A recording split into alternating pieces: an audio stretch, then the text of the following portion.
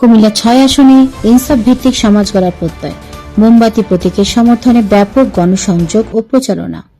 গাজী জাহাঙ্গীর আলম জাবির পাঠানো প্রতিবেদনে দেখুন বিস্তারিত। ত্রয়োদশ জাতীয় সংসদ নির্বাচনকে সামনে রেখে কুমিল্লা ৬ আসনে নির্বাচনী প্রচারণায় মুখরিত হয়ে উঠেছে রাজপথ। এরই ধারাবাহিকতায় বৃহত্তর সুন্নি জোট সমর্থিত ও বাংলাদেশ ইসলামী ফ্রন্ট মনোনীত মোমবাতি প্রতীকের প্রার্থী আলহাজ অধ্যক্ষ মোহাম্মদ মাসুম বিল্লাহ মিয়াজির সমর্থনে নগরীতে বিশাল গণসংযোগ ও প্রচারণা অনুষ্ঠিত হয়েছে।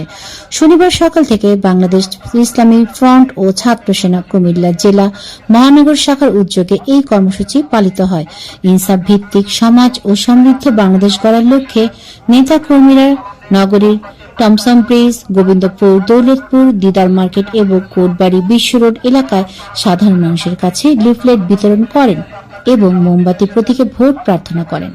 প্রচারণা চলাকালীন নেতৃবৃন্দ বলেন, দেশে শান্তি ও ইনসাফ কায়েমের জন্য মোমবাতি প্রতীকের বিকল্প নেই।